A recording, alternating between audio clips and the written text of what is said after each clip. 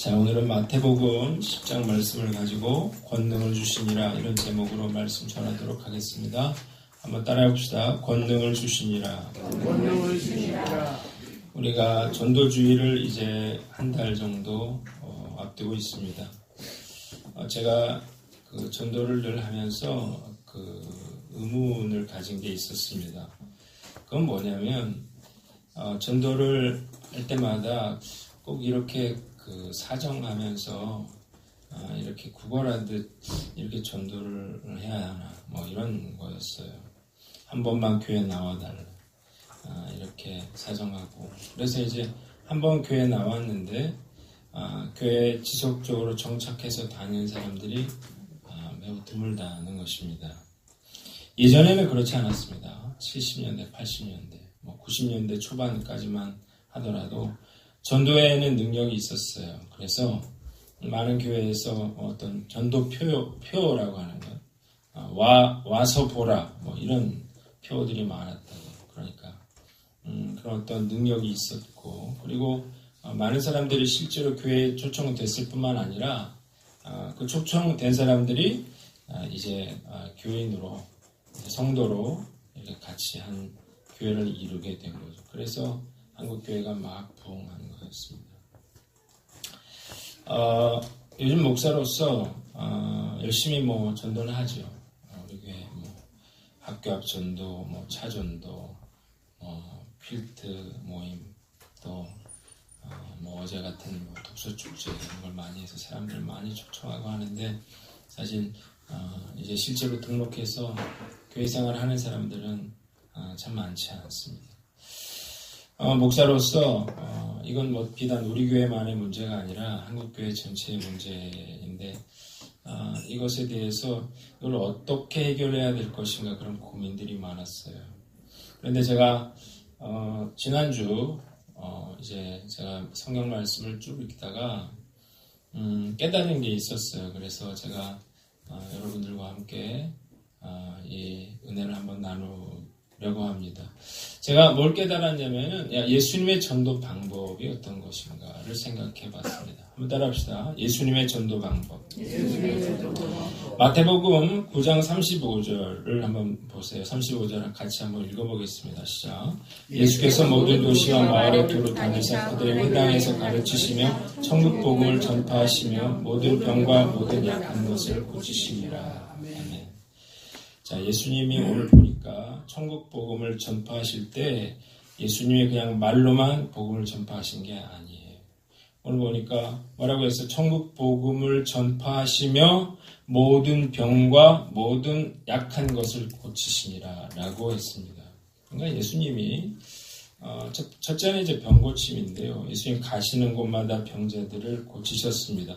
마태복음 9장 27절을 보니까 이 맹인이 치유받는 그런 장면이 나와요. 자, 예수님이 묻죠. 내가 능히 이 일을 할 줄을 믿느냐? 그러자 뭐라고 해서 주여 그러하오니이다. 그랬더니 예수님이 그의 눈을 만지시면서 너희 믿음대로 되라고 했어요. 그래서 병 고침을 받았습니다. 눈을 뜨게 됐어요. 그래서 그들이 예수님을 따르게 되는 것입니다. 성경책 읽어보세요. 예수님은 나병 환자를 고쳤습니다. 혈루병 앓던 여인을 고쳤습니다. 중풍병자를 고쳤습니다. 심지어는 죽은 나사로도 살려내셨어요. 그래서 이 고침받은 사람들이 예수님을 따랐고, 그 광경을 본 많은 사람들이 예수님을 믿게 되었다는 거예요. 뿐만 아니라 성경을 읽어보면 예수님이 가는 곳마다 귀신들이 쫓겨가는 역사가 일어났습니다.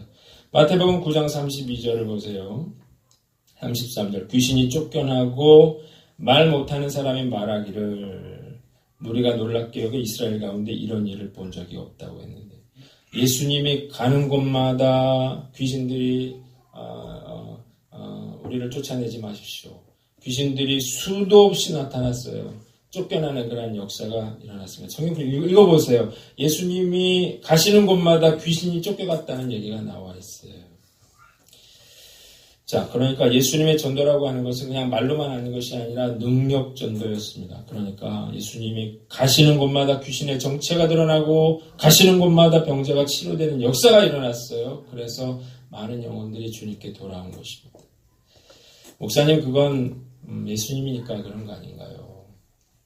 자, 제자들의 전도는 어떤가요? 자, 5절로 7절 오늘 본문을 보니까 자, 예수님 뭐라고 했어요? 이 12를 내보내시며 명하여 이르시되 이방인의 길로도 가지 말고 뭐 그랬습니다. 그러면서 7절 뭐라고 했어요?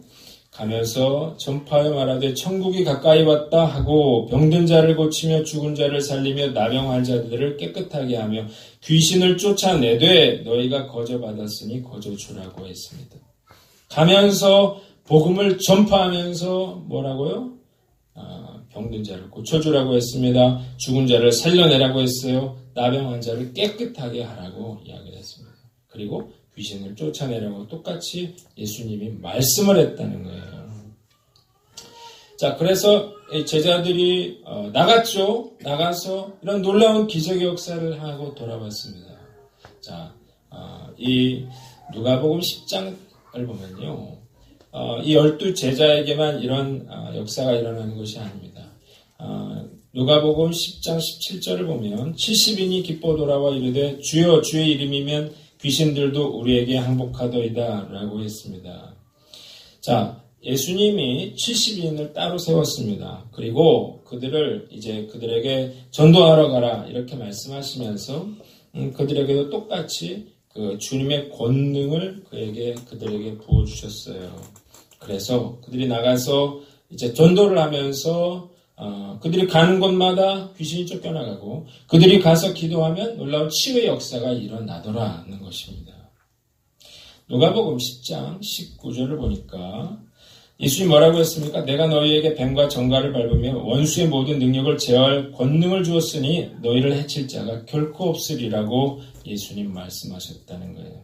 그러니까 이 예수님처럼 이 70명의 그런 제자들도 나가서 이런 능력 있는 전도를 했어요. 그래서 그 고침받은 사람들이 예수를 따랐고 그리고 그 광경을 본 사람들 역시 예수님을 믿게 되었다는 것입니다.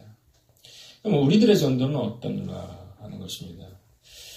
자, 저는 예수님이 이 당시에 12 제자에게만 70명의 제자들에게만 이런 권능을 줬다고 생각하지 않습니다. 저는 80년대, 90년대 이런 일들을 직접 보고 체험했는데요. 예수님의 말씀은 지금도 여전히 유효하다는 사실을 믿으시기를 바랍니다. 예수님이 제자들에게 주신 말씀은 곧 지금 우리에게 주신 그런 말씀이에요. 예수님은 예수를 믿는 자에게 이런 권능을 주셨습니다. 그 이유는 우리가 예수님처럼 이런 능력을 행할 수 있는 이유는 우리가 예수님을 믿음으로 고백할 때 우리 안에 성령님이 임하시기 때문이에요. 자, 그런데 왜 우리는 성령의 능력이 나타나지 않을까요? 왜 우리는 전도를 해도 이렇게 사정하는 전도를 하고 구걸하는 전도를 할까요? 그건 우리가 전도를 하더라도 우리가 성령의 능력으로 전도하지 못하고 우리의 힘으로 전도를 하기 때문에 그런 것입니다. 자, 그래서 이 많은 사람들이 전도에 관심이 없고 그래서 전도의 능력이 나타나지 않는 것은 우리 교회만의 문제가 아니라 한국교회 전체의 문제죠. 오늘 제가 말씀드리려고 하는 주제가 바로 이것입니다. 성령의 능력을 우리가 소유했다면 받았다면 왜 우리는 이런 일을 하지 못하는가라고 하는 거예요. 자, 그 이유는 뭐냐면 우리가 우리 안에 그런 능력이 없어서가 아니라 우리가 성령의 능력을 제한하기 때문입니다. 성령님 우리 안에 계심에도 불구하고 우리가 자꾸 성령님을 무시해요. 그리고 우리가 내 뜻대로 내 생각대로 행동을 한다고요. 그러니까 성령의 역사가 일어나지 않는 것입니다. 7, 80년대 성령의 역사가 일어나던 시절에는 별 전도 프로그램이 없었습니다. 북치고 이렇게 해도 전도 열심히 전도했죠. 오늘날의 시대는 어떤가요? 교회마다 제자훈련, 전도훈련, 전도 폭발, 수도 없이 그런 많은 전도 강사들, 그런 막강한 프로그램들이 있는데도 정말 전도가 안 된다는 거예요. 그 이유가 뭐예요? 방법이 잘못된 게 아니라 성령의 능력이 나타나지 못하기 때문입니다. 우리가 전도의 능력을 잃어버린 이유는 아주 간단해요. 그것은 각 교회마다 성령님께 순목하는 그러한 사람들을 찾아보기가 어렵다는 것입니다. 우리가 성령의 사람이 되려면 성령의 능력이 나로부터 나타나기 위해서는 우리의 삶의 중심에서 내가 내려와야 되거든요. 그리고 그 성령님께 순종할 줄 알아야 되거든요. 그런데 대부분의 크리스찬들이 예수님을 믿어요. 그런데 어떻게 해요? 여전히 자기 삶의 중심에 자기가 앉아있죠. 그리고 자기가 하고 싶은 대로 자기 뜻대로 그렇게 살고 있다는 거예요. 그래서 성령의 능력이 나타나지 못하는 것입니다. 저는 지금이라도 우리가 우리 삶의 중심에서 내려와서 예수님을 우리 삶의 주인으로 모시고 그리고 우리가 철저하게 성령님께 순종할 수 있다면 지금도 놀라운 성령의 능력이 나타날 줄 믿습니다. 자, 우리도 이 예수님처럼 우리도 예수님의 제자들처럼 우리가 예수님의 복음을 증거할 때 귀신이 쫓겨나가는 역사가 나타날 줄 믿습니다. 병 고침받는 역사가 나타날 줄 믿습니다. 우리 안에 성령의 능력이 함께 하시기 때문이에요. 그러니까요, 전도에 있어서 가장 중요한 것은 전도 강사가 누구냐가 아니에요. 전도 프로그램이 어떠냐가 아니라 내가 그 성령님께 온전히 순복할 수 있느냐에 달려있다는 것입니다. 결국 7, 80년도에 그렇게 복음의 능력이 나타나고 또 교회가 부흥할 수 있었던 이유는 7, 80년대의 성도들이 그렇게 성령 충만했기 때문이에요. 성령 충만한 그러한 성도들이 권능으로 이 예수님의 복음을 증거했기 때문에 그래서 많은 전도의 열매들을 맺을 수 있었던 것입니다. 그러니까 지금 2017년을 살고 있지만 우리도 성령 충만할 수 있다면 이런 똑같은 이런 놀라운 전도의 열매를 맺게 될 줄 믿습니다. 그러니까 중요한 건 뭐예요? 어떻게 우리가 성령 충만할 것인가, 이것이 우리 핵심 과제가 되는 것입니다. 한번 따라합시다. 죄를 회개하라. 여러분, 우리가 우리의 삶에 성령의 역사가 나타나지 않는 가장 중요한 이유는 우리가 자꾸 죄를 짓기 때문에 그래요. 우리가 죄와 타협하기 때문에 그래요. 우리가 먹고 살만해지면서요, 한국교회에 정말 죄 짓고도 회개할 줄 모르는 성도들이 얼마나 많은지 몰라요. 제가 죄를 지으면서 그것이 죄라고 하는 사실을 모르는 성도들이 얼마나 많은지 몰라요. 여러분, 7, 80년대 이럴 때는요, 정말 자신의 죄를 놓고 애통하며 회개하면서 가슴을 치면서 눈물을 쏟는 그런 사람들이 교회마다 흔히 있었어요. 폭풍 같은 그런 회개의 눈물을 쏟는 사람들이 얼마나 많았는지 몰라요. 그런데요, 지금의 한국교회에 이런 회개의 눈물이 어느 순간 점점 사라져 가고 있다는 것입니다. 성도들뿐만 아니라 목회자들까지도 죄에 익숙해져서 그것이 죄인 줄 모르고 그리고 죄를 짓고 있어요. 죄 가운데 살기 때문에 우리가 불순종하기 때문에 성령의 역사가 나타날 수가 없는 거죠. 육신으로 가득한 사람이 육의 사람이 영의 일을 하려니까 그게 되지를 않는 것입니다. 성령께서 역사하시기를 원하신다면 그러면 우리가 먼저 해야 될 것은 주님 앞에서 통에 자복하면서 우리가 죄인이라고 우리가 주님의 용상 없이는 우리가 단 하루도 살 수 없다고 그렇게 믿음으로 고백해야 하는 것입니다. 우리가 가장 이 땅에 부어준 가장 큰 성령의 역사는 1907년도 평양 대부흥의 역사였어요. 자, 이 부흥 역시 한 사람의 회개를 통해서 시작이 됐는데 이 길선주 장로님이 이 집회 때 이런 엄청난 그런 간증을 했죠. 이분이 많은 사람들에게 믿음 좋기로 소문난 사람이었는데 이분이 강단에 올라서 이런 얘기를 했어요. 나는 아간과 같은 자입니다. 나 때문에 하나님이 축복해 주실 수가 없습니다. 나는 1년 전 죽은 친구의 유언을 지키지 못하고 그의 돈을 훔쳤습니다. 그런 고백을 했어요. 그게 뭐냐면 자기 친구가 죽었는데 자기 재산을 정리해서 자기 아내에게 이렇게 주라고 부탁을 했어요. 그런데 자기가 그 친구의 재산을 정리하다가 자기가 $100를 훔쳤다고 사람들 앞에서 이야기를 하는 거예요. 그러니까 그런 회개에 그런 고백을 할 때 놀라운 그런 능력이 나타나게 됩니다. 그래서 집회가 끝나고 나서 600명의 사람들이 남았어요. 그리고 한 사람 한 사람씩 나와서 자기의 죄를 토설하기 시작했고 그리고 성령의 놀라운 능력이 어둠의 세력이 떠나가고 불같은 그런 성령의 역사가 임했어요. 그래서 평양대부흥을 통해서 온 땅으로 복음이 전파되는 역사가 일어났다는 것입니다. 저는 한국교회가 성장하기 위해서는, 아니 한국교회가 생존하기 위해서는 반드시 이런 회개의 역사가 일어나야 한다고 저는 믿습니다. 그래야만 이런 성령께서 역사하실 수가 있기 때문입니다. 우리가 뭘 회개해야 할까요? 자, 로마서 8장 5절을 보면 육신을 따르는 자는 육신의 일을, 영을 따르는 자는 영의 일을 생각하나니 라고 했습니다. 자, 여러분, 많은 크리스찬들이 예수님을 믿어요. 그러면서 어떻게 해요? 육신을 생각하면서 살고 있다는 거예요. 자, 육신의 생각이 뭔가요? 첫째, 우상숭배죠. 뭘 생각하고 있어요? 내가 우상을 생각하고 있다는 것입니다. 우리가 뭐 손으로 깎아 만든 것? 이런 걸 섬기지는 않아요. 그런데 무슨 우상을 섬기고 있어요? 제가 예수님이 40일을 금식했을 때 마귀가 찾아와서 얘기한 건 뭐예요? 내가 나에게 절하면 내가 원하는 걸 주겠다는 거예요. 자, 우리가 원하는 건 뭐예요? 돈이죠.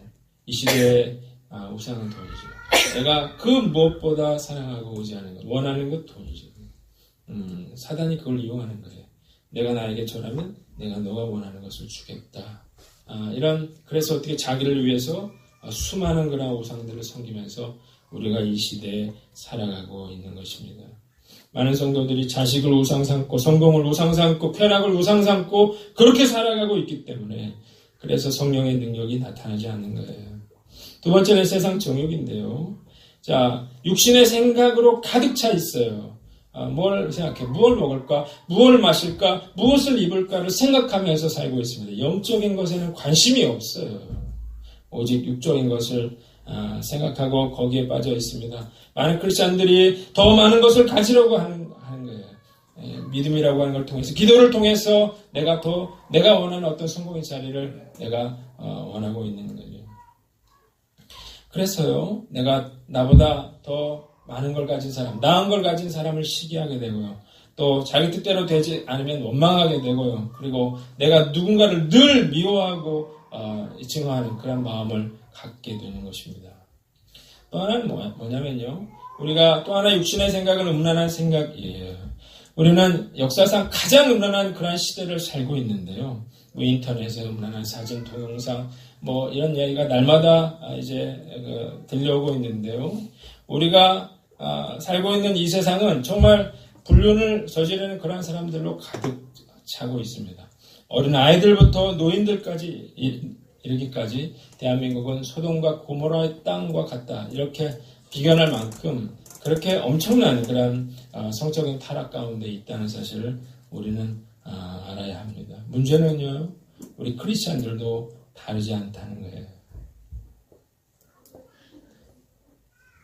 교회 집사요, 권사요, 장로요, 목사들도 예외가 아니라는 사실을 우리는 알아야 합니다. 그러니까요, 이런 육적인 생각에 가득 차 있는 사람들이 전도에 대해서 무관심할 수밖에 없는 거죠. 관심이 없어요. 그리고 육의 생각을 하면서 영의 일을 하려고 하니까 억지로 할 수밖에 없는 거예요. 억지로 어떻게 하다 보니까 능력이 나타날 수가 없는 것입니다. 저는 한국교회가 오산리 기도원에 가보고 저는 깜짝 놀랐어요. 대성전의 문이 닫혀 있어요. 그 이유는 사람들이 오지 않기 때문입니다.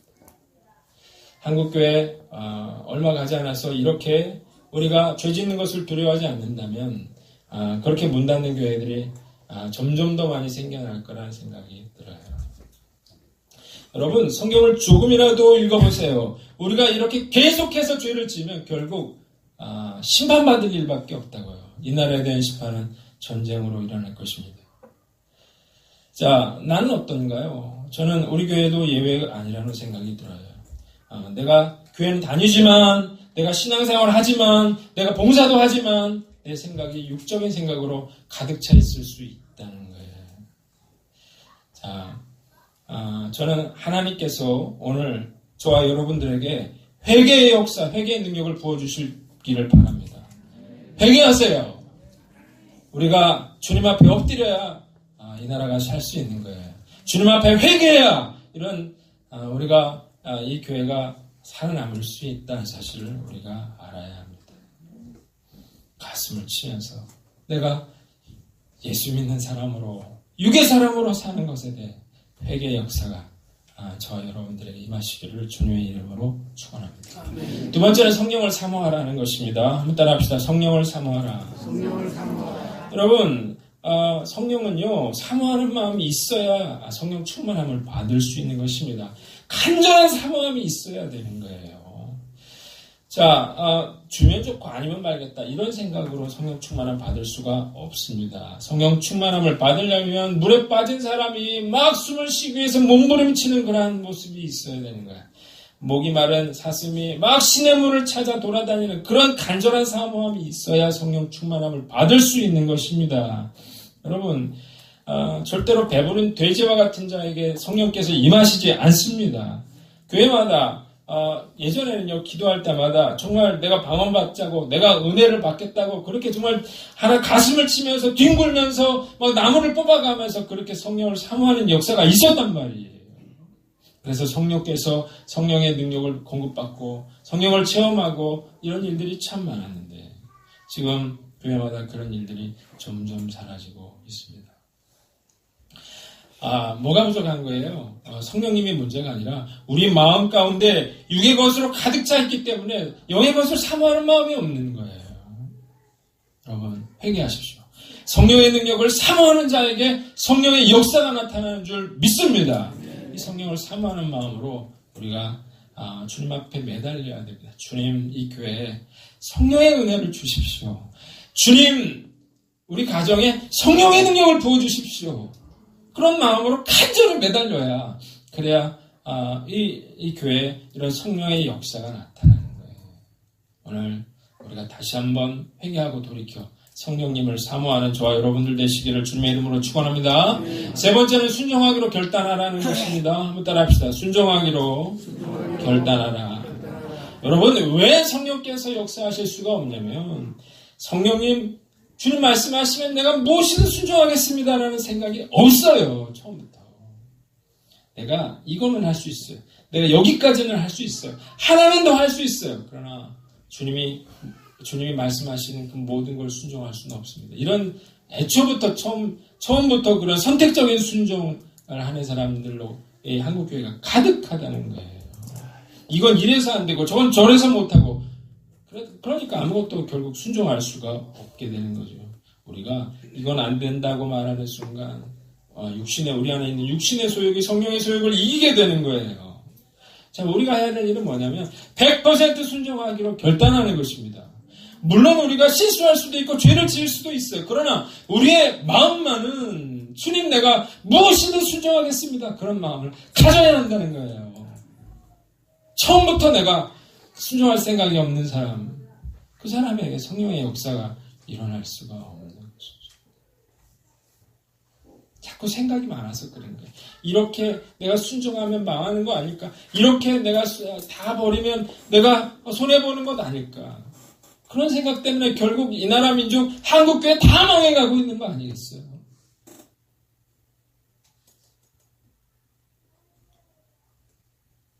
다 망해도 주님 그 길을 가겠습니다.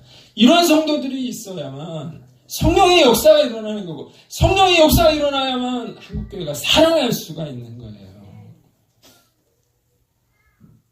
여러분, 사람들은 그렇게 생각해요. 순종하는 게 힘들다. 힘들어서 어떻게 합니까? 여러분, 불순종하는 게 더 힘들어요. 왜 순종하는 것이 힘든가? 불순종이 습관이 돼서 그런 거예요. 여러분, 왜 순종하는 게 힘들어요? 불순종은 불순종의 열매를 맺는 거예요. 죄책감 생기죠. 죄의 열매들이 주렁주렁 맺히는 거예요. 결국 심판에 이르게 되는 거거든요. 순종하면요. 순종의 역사가 일어납니다. 성령님이 나를 다스리시게 됩니다. 성령님이 나를 다스리시면 성령의 사람으로 살게 되는 거예요. 마음에 사랑하는 마음이 생기고 마음에 평안함이 생기고 두려움이 사라지게 돼요. 성령의 능력으로 살게 됩니다. 뭐가 더 쉽습니까? 우리가 순종하는 것이 훨씬 더 쉽지요. 마귀는 우리에게 늘 나중에 다음에 그래요. 오늘 이 시간에 우리가 잘 못하면 어떡하나 그런 생각 버리세요. 지금이라도 주님 무엇이든 주님 말씀에 순종하겠습니다. 결단하는 저와 여러분들 되시기를 주님의 이름으로 축원합니다. 마지막으로 말씀과 기도와 예배에 집중하라는 거예요. 한번 따라합시다. 말씀과 기도와 예배에 집중하라. 여러분, 성령의 사람이 되려면 말씀과 기도와 예배, 이게 중요합니다. 한번 따라해 봅시다. 말씀을 읽으라. 자, 여러분, 왜 말씀을 읽어야 되냐면, 말씀으로 채워야 영의 사람, 말씀은 영의 양식이잖아요. 양식을 먹어야만 어떻게 해요? 내가 성령의 사람으로 살 수 있는 거예요. 말씀을, 우리가 읽지 않기 때문에, 그래서 우리는 육의 생각을 하게 되는 거고, 육의 사람으로 살게 되는 거예요. 여러분들은 지금 얼마나 성경책을 읽고 있습니까? 스스로에게 한번 질문해 보세요. 옛날 얘기할 필요 없습니다. 지난주 내가 하나님 말씀을 얼마나 가까이 했습니까? 하나님 말씀 읽어야 돼요. 하나님 말씀 가까이 해야 돼요. 그 말씀을 묵상하고 또 말씀을 암송해야만 그래 영적인 힘이 생기고 영적인 능력이 생기고 그런 권능의 역사가 나타날 수 있는 거예요. 여러분, 예수님 말씀이잖아요. 그러니까 우리가 하나님 말씀을 읽을 때 예수님의 영이신 성령님이 반응하게 돼 있다고요. 말씀을 읽을 때 내 안에 있는 성령께서 반응하게 돼 있다고요. 다시 시작하세요. 큐티 다시 시작하시고 말씀을 암송하세요. 저는 조영순 집사님의 간증을 보면서 내가 10%밖에 남지 않은 그 바보 같은 사람이 성경을 32구절이나 외웠다는 얘기를 듣고 저는 충격을 받았어요. 그런 사람도 말씀을 외울 수 있고 그런 사람도 말씀을 읽을 수 있는데 여러분 내려놓은 말씀을 우리가 다시 붙잡으십시오. 그래야만 성령께서 역사하실 수가 있습니다. 기도하라는 거예요. 여러분 기도를 게을리하면 성령의 역사가 사라지게 됩니다. 마가복음 9장을 보면요. 예수님이 변화산에 올라가셨는데 그 사이에 그 귀신 들린 아이를 가진 그 아버지가 와 찾아왔어요. 제자들에게 우리 아이가 물에도 넘어지고 불에도 넘어진다고 이 얘기를 하면서 우리 아이의 그 병을 고쳐달라고 얘기를 해요. 제자들이 붙어가지고 막 쫓아냈는데 절대 그 귀신이 나가지 않는 거예요. 근데 예수님 내려오셨어요. 그래서 이야기를 했죠. 예수님, 당신의 제자들이 우리 아이를 고치지 못합니다. 자, 예수님 뭐라고 했어요? 제자들에게 믿음이 없는 세대여 내가 얼마나 너희와 함께 있으며 얼마나 너희를 참으리요. 그러면서 아이를 오라 그랬어요. 그래서 귀신을 쫓았죠. 그래서 제자들이 예수님께 나와서 물어봤어요. 어찌하여 우리는 귀신을 쫓아내지 못했습니까? 그 전에 귀신을 막 쫓아내던 사람들이었어요. 그런데 그 예수님께 나와서 왜 우리는 못 쫓았습니까? 예수님 뭐라고 그랬어요? 기도 이외에는 다른 곳으로 이런 유가 나갈 수 없다고 했어요. 여러분이 지금 기도를 쉬고 있다면 나는 성령의 사람이 아니라는 사실을 알아야 돼요. 왜요? 꺼졌어요. 성령의 불이 꺼졌어요. 성령의 능력이 사라졌어요. 기도를 하지 않기 때문에 그렇죠. 여러분, 성령은 불이라고 하잖아요. 기도는 나무예요. 그래서 성령의 불을 계속해서 유지하고 싶다면 반드시 기도를 해야만 성령의 불이 타오를 수 있는 것입니다. 기도하지 않고도 성령 충만할 수 있다고요? 천만의 말씀이에요. 기도하지 않으면 그냥 육의 사람이 되는 거예요. 우리가 내일부터 특별 새벽 기도를 해보려고 그러는데 변명하지 말고 핑계대지 말고 내가 특별 새벽 기도라도 한번 세워보겠다 그런 마음으로 한번 참여해보세요. 기도해야 성령의 역사가 나타납니다. 여러분들 가정에 나밖에 믿는 사람 없습니까? 내가 기도를 쉬면 결국 우리 가정은 소망이 없는 거야. 사단의 공격을 받게 돼 있어요. 내 자녀가.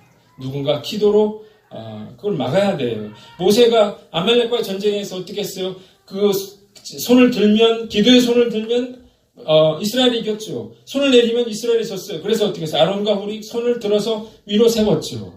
기도해야 그 사단의 공격을 이겨낼 수 있습니다. 영적으로 잠들어 있는 저 여러분들이 다시 한번 기도로 깨어나시는 저 여러분들 되시기를 주님의 이름으로 축원합니다. 네. 예배를 사모하라는 거예요. 성령의 역사는 나 혼자 있을 때 그렇게 나 혼자에게 일어나는 일은 거의 없어요. 대부분의 성령의 역사는 우리가 함께 모여서 예배를 드릴 때 성령의 역사가 일어나게 되는 것입니다. 그 이유는 뭐예요? 예수님이 두세 사람이 모인 곳에 내가 너희와 함께 하겠다고 했거든요. 여러분, 이 예배가 중요한 것이 뭡니까? 예배에 활활 성령의 불이 타오르고 있어요. 그래서 젖은 나무라도 거기 집어넣으면 활활 타오를 수 있는 거죠. 그러나 예배를 소홀히 하면요, 그 아무리 활활 타는 나무라도 그걸 꺼내놓으면 결국 꺼지게 돼 있다는 거예요. 이 생각 버리세요. 내가 예배에 참여했는데 아무 은혜도 못 받았다. 그래서 예배를 안 나오겠다고요? 결국 그 사람은 육의 사람으로 살게 되는 거예요. 예배를 멀리하면 결국 우리는 그 믿음이 식어지게 되고 결국 육적인 삶을 살게 되는 거예요. 그래서 교회에서 예배가 중요하다, 예배가 중요하다 그런 얘기를 하는 거죠. 주님이 나에게 언제 그런 은혜를 주실까요? 그건 몰라요. 그러나 예배 자리에 있는 사람은 언젠가 그 은혜를 받게 되지만 예배를 멀리하는 사람은 어쩌다 한번 와가지고 내가 그런 은혜 받겠다? 그거는 근거 없는 그런 자신감이지. 우리가 다시 한번 예배를 결단하면서 예배를 생명처럼 여겨서 우리 교회가 다시 한번 성령의 능력으로 활활 타오르는 교회가 되시기를 주님의 이름으로 축원합니다. 저는 그걸 원해요. 저도 그렇고 우리가 육의 사람으로 예수 믿으면서 육의 사람으로 그렇게 구걸하면서 사정하면서 그렇게 사역하면 안 되는 거 아닌가요? 우리가 우리 안에 성령의 능력이 타오르면 성령의 역사가 나타나고 그거 예수님이 하신 것처럼 놀라운 권능으로 우리가 많은 영혼들을 구원하게 될 줄 믿습니다. 오늘 이 은혜로 우리 결단하는 저와 여러분들 되시기를 주님의 이름으로 축원합니다. 우리 같이 찬송하고 기도하겠습니다. 찬송가 190장